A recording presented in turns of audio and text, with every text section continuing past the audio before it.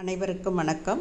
காலை உணவாக சத்தான சமச்சீரான உணவாக வெண்பொங்கலை எப்படி குக்கரில் அடிப்பிடிக்காமல் எளிய முறையில் விரைவாக செய்கிறது அப்படின்றத பற்றி இந்த பதிவில் பார்க்க போகிறோம். இதுக்கு தேவையான பொருட்கள் நான் ஒரு 1/2 டம்ளர் பச்சரிசி எடுத்துருக்கிறேன். அதில் பாதி அளவுக்கு அரிசியில் பாதி அளவுக்கு பாசிப்பருப்பு எடுத்துருக்கிறேன். இது தாளிப்புக்காக கருவேப்பிலை, மிளகு, ஜீரகம், ஒரு சின்ன துண்டு இஞ்சி பொடியாக நறுக்குனது அல்லது சீவி எடுத்துக்கலாம். அது பிறகு 2-3 முந்திரி பருப்பு. முதல்ல ஒரு வெறும் வாணலில் அடுப்பில் வச்சு அது சூடு ஏறினதும் நம்ம எடுத்துகிட்ருக்க பாசிப்பருப்பை நம்ம வறுக்கணும். இளம் சூட்டில் வறுக்க ஆரம்பிக்கணும். இது அதிகமான தீயில் வறுக்கக்கூடாது, மிதமான தீயில் தான் வறுக்கணும். இந்த பொங்கலோட ருசிக்கே நம்ம இதை வறுக்கிறதோட பதத்தை பொறுத்து தான் டேஸ்ட்டு நல்லாயிருக்கும். இது அதிக அளவில் சிவந்து போயிடக்கூடாது. இளம் சூட்டில் நல்லா வாசனை வர்ற வரைக்கும் வறுத்து பருப்பு நல்லா வறுத்து எடுத்துக்கிட்டு பருப்பு அரிசி ரெண்டுத்தையும் ஒன்றா அளந்துக்கணும். என்ன அளவு இருக்கோ அதில் 3 பங்கு அளவு தண்ணி குக்கரில் சேர்த்துக்கணும் அரிசி பருப்போட. இதில் தேவையான அளவுக்கு உப்பு இந்த பதத்துலேயே கொஞ்சம் சேர்த்துக்கணும். சேர்த்துட்டு ஒரு சிட்டிகை அளவுக்கு மஞ்சள் தூள் பொதுவாக சமையலில் சேர்க்குறது ரொம்ப நல்லதுன்றதால நான் சேர்க்குறேன்.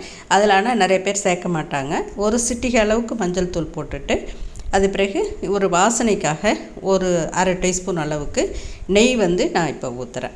ஊற்றிட்டு குக்கரை போட்டு மூடி ஒரு 2 விசில், நல்லா தண்ணி கொதித்த பிறகு தான் நம்ம குக்கரை மூடணும். மூடி அதில் ஒரு விசில் போட்டு கொஞ்சம் அடக்கி வச்சிடணும். சிம்மில் இருக்கும்பொழுது ஒரு 2 விசில் வந்ததுனாலே போதும்.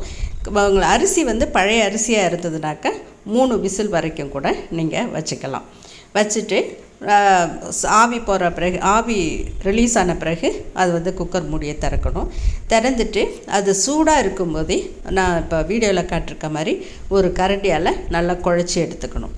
இதில் நான் என்ன பண்ணுறேன்னா, குழந்தைங்க சாப்பிட்றதால கொஞ்சம் பால் சேர்த்து நான் குழச்சி விடுறேன் இதில். அதுக்கு பிறகு தாளிப்புக்கு நம்ம ஏற்கனவே ரெடி பண்ணி வச்சுருக்கிறத ஒரு தாளிப்பு கரண்டியில் நான் இதில் 1 ஸ்பூன் தான் நெய் ஊற்றுறேன்.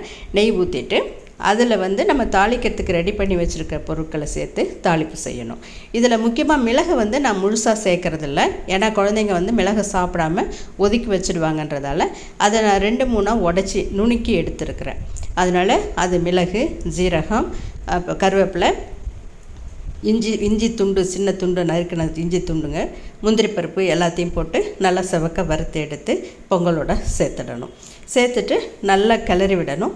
உப்பு சரியாக இருக்கான்னு இந்த ஸ்டேஜில் நீங்கள் செக் பண்ணி பார்த்துக்கிட்டு அது பத்தலைனாக்க லேசாக சின்ன உப்பு, டேபிள் சால்ட்டை கூட நம்ம நுணுக்கின உப்பை சேர்த்துக்கலாம். இது ஒரு சத்தான சமச்சீரான உணவு. இதில் அரிசி இருக்குது, கார்போஹைட்ரேட்டுக்கு, புரதத்துக்கு பருப்பு சேர்த்துருக்குறோம்.